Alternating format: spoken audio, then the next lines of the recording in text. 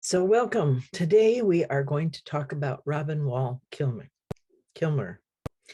And I'm going to play a video that she recorded talking about questions for a resilient future. And then we will talk about it, or I will kind of reframe the questions and we'll see what the responses might be as we go forward. Because you can put responses underneath the video once it's put up if you are listening to this instead of attending. So let us begin. I'm going to share my screen and we will start with the video.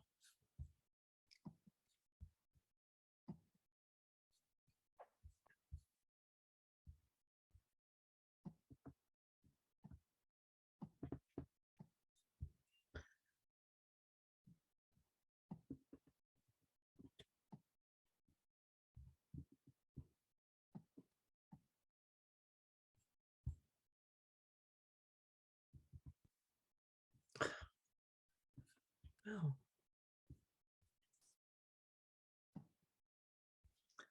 Actually gonna have to.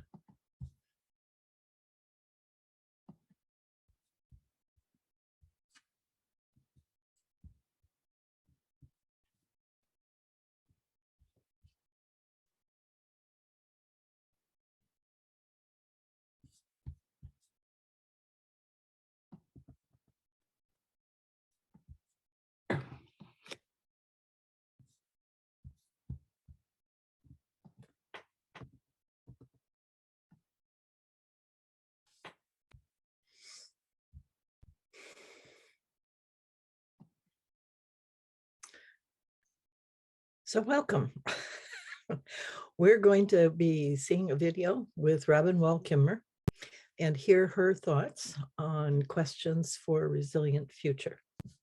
If you're listening to this video afterwards, feel free to put your thoughts into the chat underneath and we will share our thoughts and understandings of what she says. So welcome, Peggy. Nice to have you. And I am going to share my screen and start the video right now. Your timing is perfect.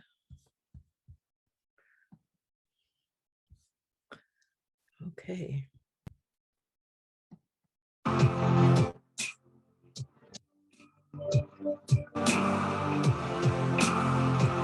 Can you hear that okay?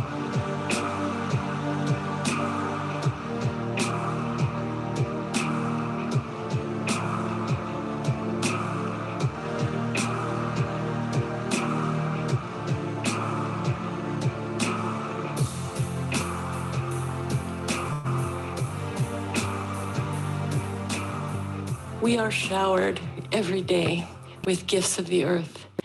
Just this morning, as we awoke, we had air to breathe, food to eat, water to drink, the company of sycamores and sparrows and clouds. And yet, we find ourselves harnessed to an economy that relentlessly asks, what more can we take from the earth? This worldview of unbridled exploitation is, to me, the greatest threat that we face. Even our definitions of sustainability revolve around finding the formula so that we can keep on taking far into the future. But it hasn't always been that way. In the indigenous worldview, it's understood that the work of a human is to discover the answer to the question, what does the earth ask of us? And I really like to think about how does she ask us? She asks us by modeling generosity, for sure. She asks us through the consequences of our failures and through the many examples of our non-human teachers, helping us imagine how it is that we might live. Now this summer, just a few miles up the Hudson from here, I sat watching the sunrise over the river next to a flotilla of nearly 200 canoes and kayaks that were beached for the night. And as I watched the light come over the water, a head poked up and moved directly toward me. When she hit the shallows, her shell rose out of the water, and she came toward me on powerful legs and looked me right in the eye, as if she wanted to ask me something. And why not? She and I, we go back a long time to a story we both remember, part of the creation story told by the first peoples of this place. In the beginning, there was the sky world, where people lived alongside the great tree of life, on whose branches grew all the seeds, medicines, fruits, all the gifts of the plants on a single tree. But one day a great wind came along and felled the tree, and a hole opened where the roots had been. And a beautiful young woman, called in our language Gishkokwe, the sky woman, when she ventured to the edge to look down, she lost her footing. And then when she reached to break her fall, she grabbed a branch from the tree of life. And she fell like a maple seed pirouetting on an autumn breeze. A column of light streamed from the hole in the sky world, marking her path where only darkness had been before. But in that emptiness, there were many. They saw there a small object, a mere dust mote in the beam. And as it grew closer, they could see that it was a woman, arms outstretched, her long black hair billowing behind her as she spiraled toward them. And the geese all nodded at one another. They rose as one from the water in a wave of goose music. And she felt the beat of their wings as they flew beneath and broke her fall. Far from the only home she had ever known, she caught her breath at the embrace of feathers. And so it began. From the beginning of time, we are told that the very first encounter between humans and other beings of the earth was marked by care, by responsibility, borne on the strong wings of geese. And the world at that time was covered entirely by water. And of course, the geese could not hold the woman forever. So they called a council of all of the beings to decide what to do. And as Turtle floated in the watery gathering, he offered to let her rest upon his back. And the others understood that she needed land. The deep divers among them had heard of mud down at the bottom of the water. They agreed to go get some. And one by one, the animals offered their help: the otter, the loon, the sturgeon, the beaver. But the depth, the darkness, and the pressures were too great even for these strongest of swimmers, who came up gasping and their heads ringing, until only the little muskrat was left, the weakest diver of all. And he volunteered to go, while the others looked on doubtfully. His small legs flailed as he worked his way downward. He was gone a very long time. They waited and waited, fearing the worst for their relative, until a stream of bubbles arose and the small, limp body of the muskrat floated upward. But the others noticed that in his paw was tightly clenched, and when they opened his paw, there was a small handful of mud. And Turtle said, "Here, spread this mud across my back, and I will hold it for her." And Sky Woman did as Turtle asked, and then she began to sing. She sang a song of gratitude, and then she began to dance in a circle around the back of the turtle. As her feet caressed the earth, the land grew and grew from that mud on Turtle's back. And then from the branch in her hand, she seeded the earth with green. And so the earth was made, not by one alone, but from the alchemy of two essential elements: gratitude and reciprocity. Together they formed what we know today as Turtle Island. In this creation story, the earth is made of gifts and gratitude, and perhaps that is what the earth continues to ask of us today: gratitude for all that we have been given. Now, gratitude may seem like weak tea, given the desperate challenges that lie before us, but it is powerful medicine, more than a simple thank you. Gratitude pulls us into relationship with other entities, reminding us that our very existence relies on the gifts of others. Gratitude calls us to acknowledge the personhood of all beings, from maple trees to snapping turtles. And gratitude is humbling. It's an antidote to the arrogance of our time. It reminds us that we are just one member of the democracy of species. It reminds us that the earth does not belong to us. Indigenous story traditions are full of cautionary tales about the failure of gratitude. When people forget to honor the gift, the consequences are always material as well as spiritual. The spring dries up, the corn doesn't grow, the animals do not return to those who have neglected gratitude. But the Western storytelling tradition is strangely silent on this matter. And so we find ourselves in an era where we are rightly afraid of the climate that we have created. The next step in our cultural evolution, if we are to persist as a species on this generous planet, is to take to heart Sky Women's first lesson and be living expressions of gratitude to the earth. Now, each summer, I teach at a remote wilderness field station up in the Adirondacks in a community of about 100 scientists and students, where it's abundantly clear that the land and other species are our source of knowledge. We may think we're learning about them, but in fact, we are learning from them. And one of our very best teachers returns every summer, just after the summer solstice, clambering her way up a steep bluff from the lake under cover of darkness to lay her eggs in the warm, open sand of our volleyball court. With powerful bear-like paws, she flings the sand aside, digging furiously. Her sharp snouted mouth open, she gasps for breath, rests for a minute, and digs some more with fierce maternal commitment and utter disregard for the students who surround her, snapping photos as eggs like leathery ping pong balls leave her body.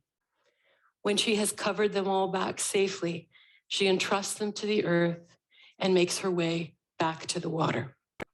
And as predictable as the solstice, she comes every year. We know her by the little notch marked at the edge of her shell. Now, there is a lot of sand on our lake, hundreds of good places for a snapping turtle nest. But for some reason, this one chooses to bring her offspring to us. Our students are thrilled, of course, to be witnesses. It's a highlight of their field biology summer. But they also want to play volleyball. So the herpetology class carefully unearths the eggs and with loving care, take the eggs to another site that they have prepared and measured to be sure it's a good place to incubate. It's full of warm sand, safe from predators, so that the snappers will hatch. Now this year, on the very next day, there was another mother in just the same spot. And that had never happened before. The next day, there was another and another. One day there were two, one of them basking right on the welcome mat of camp headquarters. In all, more than a dozen snapping turtles came among us in as many days. It was a deluge of turtles. And as scientists, we are asking why. Why did all these turtles come to us in unprecedented numbers? And when our students went to find suitable transplant sites for the repeated batches of new eggs, they found one answer. The usual sand spits were underwater. Students wandered around with thermometers, trying in vain to find good places. The exposed sandy banks, which were usually dry and warm, were now cold and wet. Unusually heavy rains this year had flooded the usual nest sites, and as the lake level rose, they had to seek out higher ground. The snapping turtles and their children had become climate refugees. But here's the thing that haunts me. There are a lot of sandy places on our lake. Why our wholly artificial rectangle of sand? Why would reclusive, solitary beings struggle up a rocky bluff and walk into a community of 100 scientists? Why did they come to us to do their most important thing? Not hidden, not covert, but as if demanding to be the center of attention. And shouldn't we be paying attention when the turtles head for high ground and wander among us in a kind of desperation, when at their most vulnerable they come to us? There are many ways to ask why and many ways to answer. Science as one way of knowing, armed with models to predict the coming changes and thermometers to seek out refuges, is a powerful tool for addressing climate change, but not the only one. Which is why a scientist stands here before you, yes, listening to the indisputable data, and yes, listening to a message carried by snapping turtles. The ones who carry the earth upon their back, walking into our midst with a message that we reach to understand. I think the earth asks more of us than gratitude. The earth asks that we give our gifts in return so that the world can continue. This is the message carried by those turtles. They're asking us to remember that covenant of reciprocity. They're asking us to honor an agreement that at the beginning of the world, they were our life raft. So much closer to the end, we must be theirs. Turtles among us. How do we respond to the urgency when we sit at a tipping point on climate, when our plant and animal relatives are disappearing? It can no longer be business as usual. It's no longer a matter of small acts of stewardship, not enough to tenderly move eggs from one place to another when there are no more places for them to go.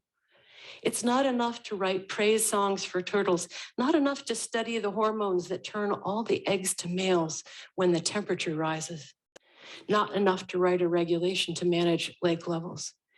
The earth asks us to use our considerable gifts in return for all that we have taken. We need a movement made of equal parts of outrage and compassion. We need voices raised in a mighty shout on behalf of Turtle Island. And so it is. On the banks of the Hudson, another turtle walked from the water, looked at the resting canoes, looked at me, and nodded. Some of those canoes began their journey in a small creek in the territory of the Onondaga, where the story of Sky Woman is also remembered. But the Onondaga were not paddling alone. We paddled in two distinctive lines, one of Indigenous paddlers and one of allies. We paddled in two rows to commemorate the 400th anniversary of the two-row wampum, a treaty document whose beads recount an agreement between the original peoples and the newcomers of how we should live together, sharing the river of life, some in canoes and some in ships. It is an agreement to respect one another's sovereignty while caring for the gifts of the earth. It's an agreement that both peoples here on Turtle Island will protect the river of life. But our leaders have not honored that agreement, neither to the treaties nor to the earth. And so this summer, hundreds of people set aside business as usual to join an epic journey, paddling hundreds of miles from Onondaga to carry the message and the wampum all the way to the United Nations. We were met by thousands along the shore who also set aside business as usual to stand up for the river of life. If our leaders don't lead, then we have to. If all our leaders ask is that we are quietly complicit to destruction, we say, we are a better species than that. All over Turtle Island, people are rising up to reclaim their roles as caregivers for the earth, to be more than consumers, to be givers. We humans carry gifts of our own. We are scientists and storytellers. We are change makers. We are earth shapers riding on the back of the turtle. If the leaders don't lead, we have to join together, paddle against the wind, paddle against the tide, singing our hearts out.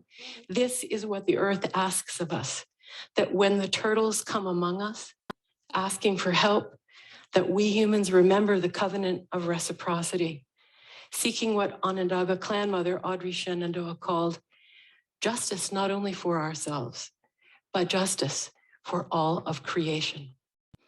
Miigwech, meet you.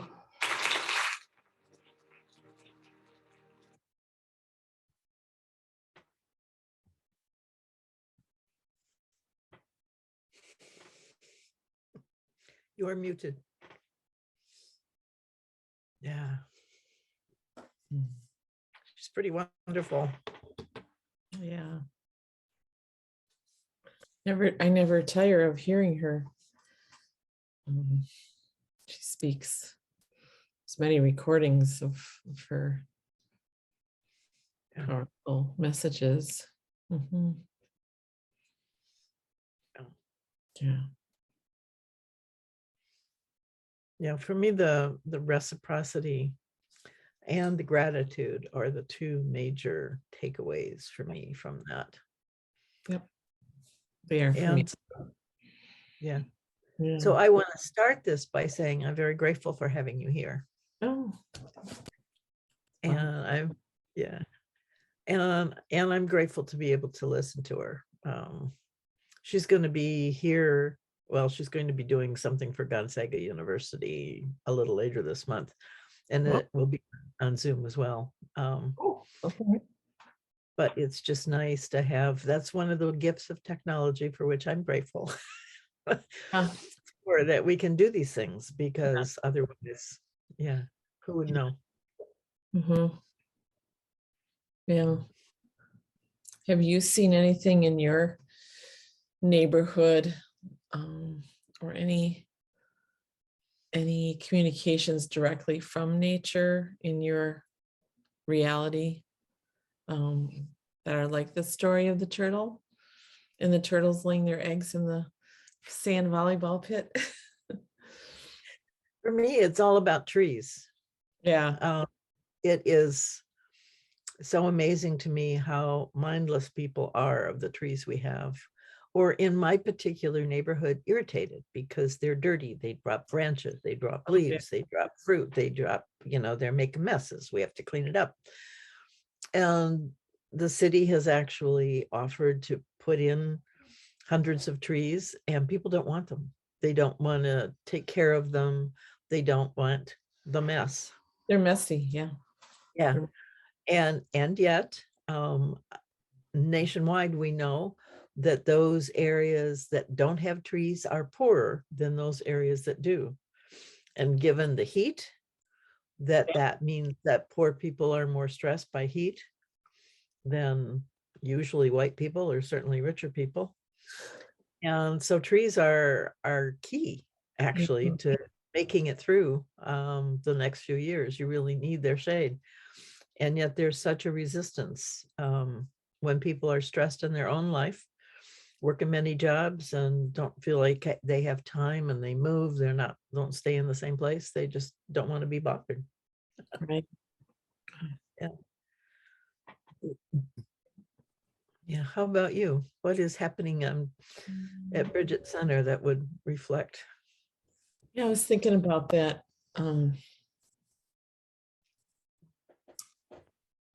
I don't know, we have animals that come to have babies there. We have animals that have come to die there. And I'm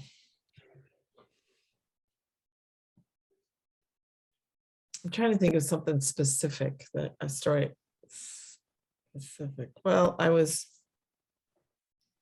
sitting in the gazebo on a Sunday morning, and I felt a presence here next to me outside of the gazebo, and all of a sudden I felt movement, and I looked down, and a huge mother turkey stood up and started walking. And so I was just like, okay, but then 11 babies came out of a hole. Right, like I could touch it right here on the other side of the railing, and anyway, it was that close to me. And our grass is mowed around there, and it's not a natural setting. And I'm just thinking they did end up going into the field behind, but we used to have a lot of trees at Bridget, and then we got hit with the emerald ash borers, and pretty much all the trees at Bridget died. So we have the two huge maple trees, and Jasmine and Jacob, and one of them, and they're over 100 years old, and one of them is dying right now, and it's the female, the Jasmine, and all of a sudden I'm just got goosebumps going up and down as I'm hearing the story of the Sky Woman, because in the whole we just, and she spoke of the maple tree or whatever, and I'm like, oh, I've been always wondering how do we honor that tree as we take it down, because it's getting dangerous because the limbs are so huge, you know. But how do we honor the tree and the water, and you know, how's it all gonna connect in a way of gratitude? Because it's really important. But see, the trees have come down. Now we're planting new ones. We've got a linden grove that we planted, a circle, and then we've got the green burial happening, where we've been doing oak trees.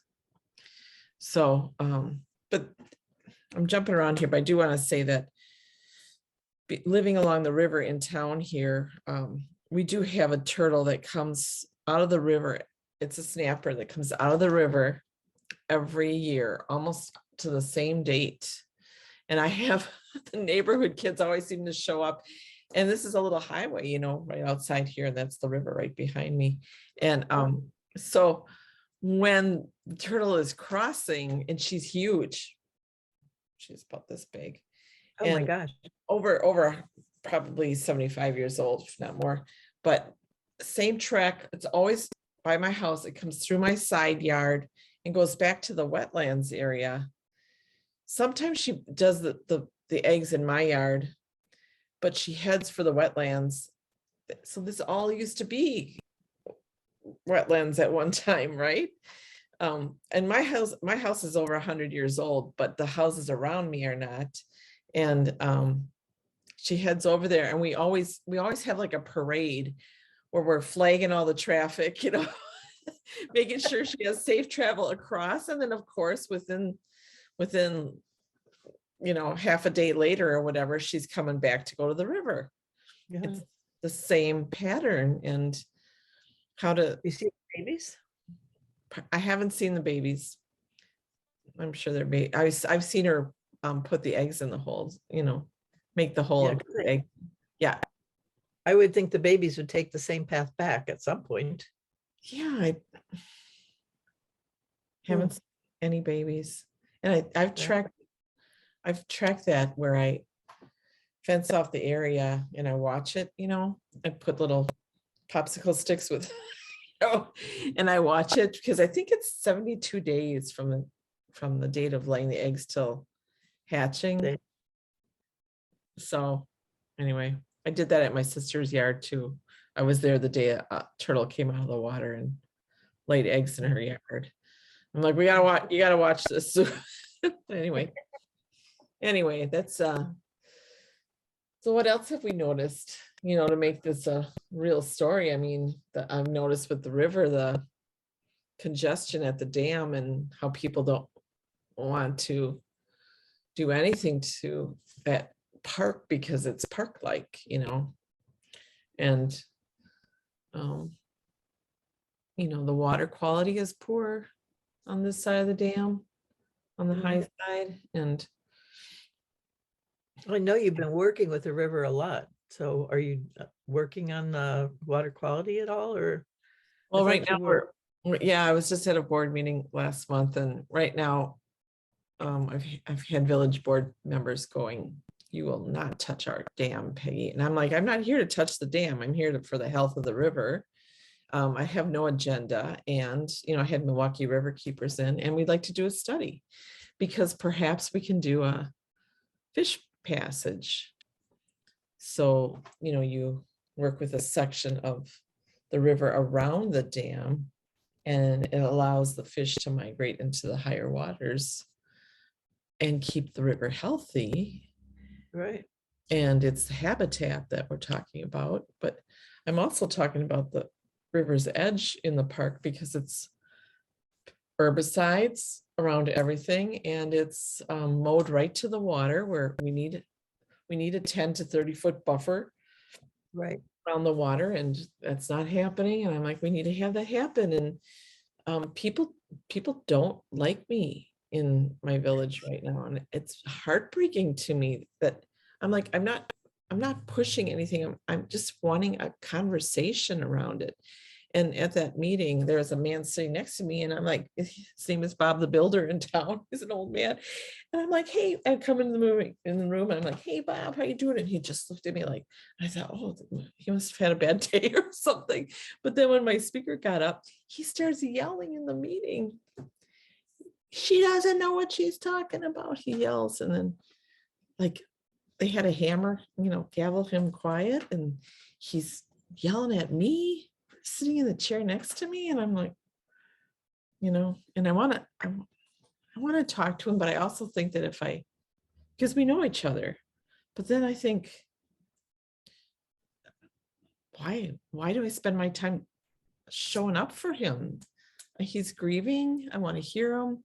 I don't know what thought he had in his mind that he thinks that I'm going to take his dam away, and he's so attached to. I wonder, I'm just Oh. thinking out loud about getting him to remember what it was like when he was young. What was the river like? Was he there before the dam? Okay, How so did the dam yeah, I change can the answer river? that. There were 2 dams. That would be lovely, but there were 2 dams. So they took out one dam, and the second dam creates a swimming area, but nobody swims in it anymore because it's. Well, that's why sometimes memories about when it was really lovely and being able to see the difference and then taking them back. Would you be interested in seeing it look like it did when you were young? Well, people have an image of when they took out that second dam, that the first dam that they took out, the water went way down. And it happened in a community near here where they took the dam up. The water went way down to like a tiny little stream from, we've got a mighty river out here, and 30 feet, 40 feet wide. And they're afraid that the river is going to leave us. And I'm like, but it returns to its healthy state. And all like the county extension guy and Milwaukee River Keepers, and they all assure me, they say, look upstream, and then they give a property owner's name that we're all familiar with. Look at that property. That's how heavy and thick the river is going to be. That's what's going to come through here. It'll be slightly less than it is, but it's still going to be substantial. But nobody will believe that because people in the community have a memory of when that first dam went out, how it went down to a trickle. And they think that that's what's going to happen. It returned the look at, I don't know. So, yeah, but going back to your comment about reciprocity and gratitude are huge, a covenant of reciprocity. Wouldn't that be a great value to carry? Yeah. We talk about the values of organizations or the values of, even, traditions, but we never really talk about how they're implemented, or we don't talk about reciprocity and gratitude. We don't. No. And in Bridges Centers, there's no sense of the cycle of the giving and the receiving. Yeah. It always seems to flow one way. Right. And I thought I want to learn more about her. Yeah. Onondaga. That's the location, the land, right? The river or whatever. And she talked about the paddlers getting together and paddling quietly, and how, like, I would love to see that, like, started at one spot, move it down to the dam, and have somebody speaking on the footbridge that's over the dam, and have all the paddlers sitting there listening, like, even to ask permission to share this talk. I mean, and quoting her, of course, through the whole thing. There's so much that she has to say, right?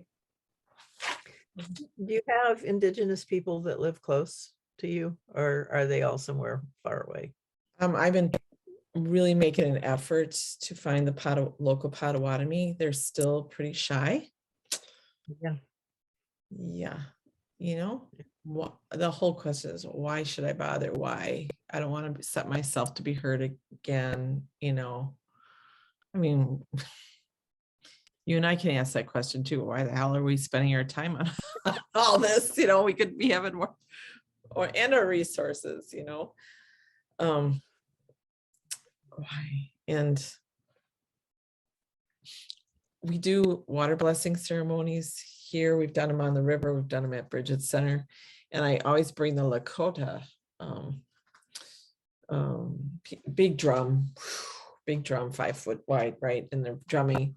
And some of those, I mean, they all have Indigenous ancestry, and they tell stories, and we drum water blessing songs, and you know, it's important. So March, what is it? March 21st. It's usually around equinox is Worldwide Water Day. And that's when so I was just thinking about that today, like I gotta get that on the calendar and pull that together. And yeah. And then, and I'm also thinking about inviting their leader.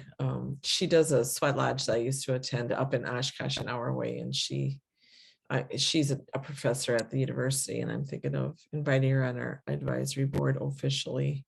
You know, getting that presence is so important. And yeah, it's just I'm always struck when I hear an indigenous person talk, or I spend time with them. There is a whole different rhythm to their life that really takes practice for me, because I tend to want to move faster and quicker instead of having a more slow and measured and thoughtful way of acting. There's a sense of being embedded in the family of life that I can talk about and I can understand, but I don't experience in the same kind of way. And I think the experience of it and the modeling, the seeing it in reality is really beneficial, because you can talk about stuff, but it's really different when you actually experience it. You know, very different. So these people that you're, in what settings are you meeting them? Where well, I mean, this whole month, every Wednesday we'll be talking with or listening to some of them. Okay. And just Robin is just really good at that. There's such a lyricism to her soul, Of course. and to her way of being. And when she tells the stories, I've been particularly taken by the stories of her childhood. I think it's her. There's books I'm reading too. So I think it's Robin, but I'm not 100% sure. To raise your children so that what they hear from you all the time is how your ancestors prayed for you, how you are the answer to their prayers, how they are so happy that you are alive and exist because they've wanted you so badly. I mean, what a different experience that is. That's beautiful. The way we grow up, which is no, don't touch it, don't do it, be careful, don't hurt yourself. I mean, it's just dramatically different. Dramatically different. Yeah. It seats you in your ancestors in a way. I mean, I'm frankly not very proud of mine. my stepmother gave me a book of pictures, and the first time I saw it, it was like, oh man, these are nasty, unhappy people. And they were for the most part. Now I've got some good stories, that's true. But I mean, when I look at their photographs, it's not warm and opening that I'm seeing. It's people who struggled and felt life was hard and difficult, and that was their whole frame. And it is hard and difficult when you go against what you're supposed to be doing. And we've not understood that. We think it's the world instead of our behavior in it and our way of thinking about it. Mhm. Yeah. So yeah. Mhm. Yeah. Those with indigenous roots that I'm familiar with outside of this Lakota group, other people, I don't, they're still on their path of healing. Yeah, absolutely. So Yeah. Yeah. there's one in particular that lives an hour away in the bigger city, and she's been a part of Bridget, and I'd love to have her feel her roots. And she does have some stories, but it's difficult, I think, for her to live it. I don't, like that woundedness and the, Oh yeah. Yeah. the patterns of their ancestors' behavior, like you said with yours, that maybe unhappy, nasty people, that struggled. Like that's the story that I hear more. So we all have our Well, shadow. yeah, well, and we've worked so hard to take them away from all of those experiences, and we gave them ours. Yeah. Yeah. So a lot of them don't have lived experience in that. That's just really true. And I also found when I tried to work with indigenous people in New Mexico, they're fine if you want to work with them, but it's like a 15-year trip. They want to know that you care. They want to know who you are. Yeah. And you're going to spend that time with them, and you're going to be with them that long before they even think that they would talk with you in a real way, because there's their distrust. And I mean, Distrust, yes, that's it. yeah, when I think about how people who basically gardened the United States for centuries, created the lush land that the English folks found when they first came, and watched us destroy it, and wonder what kind of humans are we that we could do this to the life around us. How can we expect them to say, oh yeah, let's partner, let's do stuff? I mean, geez. I mean, the pain they have experienced over the last few hundred years is just, I don't think we understand how deep that is. Yeah, just to get the Marshall Rosenberg had this one experience where he was teaching in a school setting nonviolent communication. He's one of the founders of nonviolent communication in the world, great educator. And when he was speaking with the teachers, he's like, challenging them about the content of what they're teaching. And the teacher said, well, you can't dispute that, Christopher Columbus discovered America. And right at that moment, behind Marshall, there was a young man that said, well, that's what my grandfather said. And he was of indigenous roots, so like right there, it's like such an obvious example of assumption, presumption, and that arrogance that calls for humility. The humility is and just stay on that for a moment. The humility of when you look at, my project was rooted in a tradition, the Catholic faith, when they came here and then created their boarding schools. Well, Bridget has a school, and so I'm like, oh, I wonder if we were ever a boarding school, and I'm kind of researching that because I wanted to really understand, I really wanted to do land healing, and I did for quite a few years there. And a movie that you might want to consider sharing. It's very difficult to watch, and it's kind of long, but it's called, I'll send a link to you. White Bison, I think it's called. Okay. And it's actually the people that were in the boarding schools that are in their 80s and 90s. It's kind of like the genocide of the children. And I was so moved, and I spent weeks, months at Bridget Center just on grieving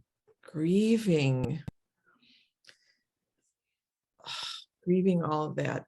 And then that's when we had the Sweat Lodge come out to do some land healing. And so we had the Lakota. They were out there for 6 months, and then they're trying to do 2 lodges every month. How do you do that when it's on, new moon and full moon or whatever? So kind of released them, saying they could go back to where they were. Excuse me. Pardon me.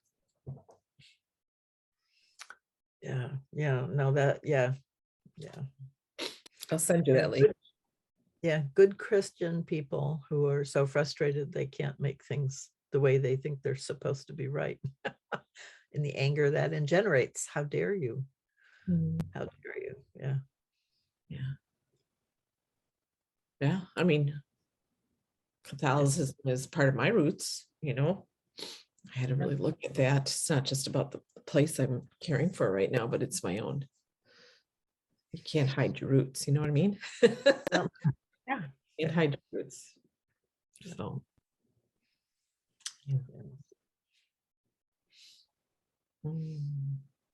Yeah. I was wondering, because one of the things I've been sort of walking around and I don't have answers to yet, really. I mean, we're looking at these huge changes these huge shifts that we need to make.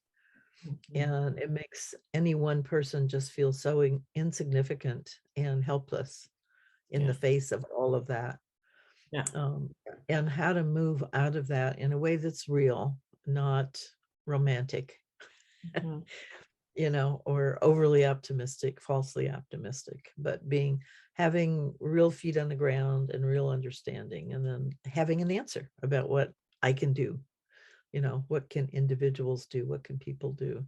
And I think to some extent, of course, people will find their own solutions to that, but it's still a question that I think, and especially from the network perspective, I'm hoping to gather people together, and we're not co-located.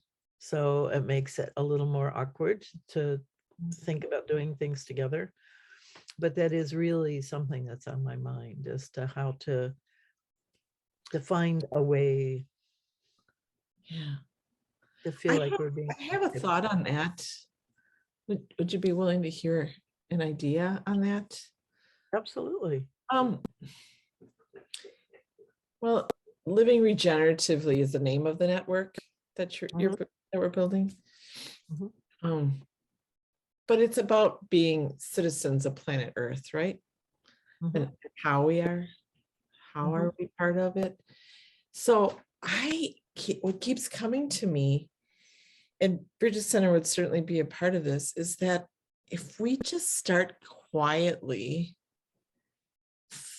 on our flagpoles, flying the Earth flag above the United States flag, like on the poles, right? Or in places that we're dedicating ourselves to humanity's team, if you will, like where we're citizens together of the Earth, that we start flying Earth flags. And I know this was introduced, probably back in the 60s or whatever, but you don't see them. And when you plan like parks and healing gardens and places like that, a flagpole is actually an integral part of healing spaces, because it makes people look up in a way. So it expands their vision. And so if you have something up there that expands you, like opens you up a little bit, that connects, I've been told that when the last World War I and World War II veterans die, people were predicting that's when we'll shift to this work, because we're so attached to that pain and trauma of that whole experience, that giving presence to that is still, reverenced or whatever. And you've got your Memorial Day services in your community centers and what have you. And although attendance this year was up, but even before COVID, it was going down, down, down. But I don't know if attendance was up just because people were out more this year or what. But again, nothing's been brought forward.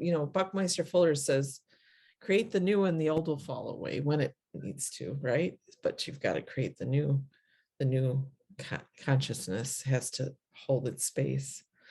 And if we can get it in the past in this world as we know it, if we can create like every school or university or whatever, you create brick and mortar around the consciousness presenting, right? Same with burial grounds. Burial grounds, people gather, they create their burial grounds, and then they create their buildings around the burial grounds. That's how we colonized or whatever, how we found like kindred hearts, right? So that's with the Great Burial right now at Bridget. I keep thinking it's going to attract the people like you and me that have this wanting to give our bodies back to the earth as a gift of legacy for future generations, to see that this land. Reciprocity. Yes, what a great example of her statement there. Right? And then we'll gather the consciousness, and then the brick and mortar buildings will be holding that, and we'll let go of the stories of Columbus. and we'll honor the what was it, the story of the Sky Woman, just as a story, like everything's a story. And I've even thought about over the former chapel building, that beautiful building, I've thought of the story house. What's the story that you're connecting with? Yeah. Right? Yeah. Because if you don't like what's happening or you feel distressed with something, then what do you want? And then live in that, right? And find that joy of living into that, Yeah. Wonderful. Yeah, right. I think earth flags. Yeah, I haven't seen an earth flag for a long time, but that prompts me. I can get one and put it in front of my house. Mm-hmm. Yeah. Me too. Yeah. Yeah. I was also wondering, one of the things that I've done in the land acknowledgement that I don't use often enough, is really ask for forgiveness and promise to restore as part of that. It's not just to say, yeah, we're living on your land, but I acknowledge the pain that you went through, and I will help to restore that land to the way it was. That's beautiful. Thank you for that. Yeah. Yeah. It's all about relationship. Mm-hmm. Yep. It just really is. It just really is. Mm-hmm. Thank you for. Oh, thank you for showing up. Nice. Hosting her. Yeah. Her word. Yeah. Next week we'll be talking to Anita Sanchez, who wrote the book, The Four Sacred Gifts. She's actually an old friend of mine, so she's consented to come and talk with us. Okay. Wonderful. So. There's a new book out called Roots and Ritual. Mm, That is so much like Robin's work. yeah, yeah. But it's in the now, creating now rituals, not having to attach to old stories, but creating now with that generosity, like Right. words Yeah. that connect with everyone. And she lives a life of deep interconnection. Anyway. Right. Yeah. Who's it by? Who's the author? Can't catch it. I'll link you. I'll send you the link. Okay. Yeah. Okay. Yes. Perfect. Mm, Thank you. thank you. Yeah. Well, see you soon. Okay. Thank you. Have a good evening, dear. You too. Thanks. Bye. Bye-bye. Bye-bye.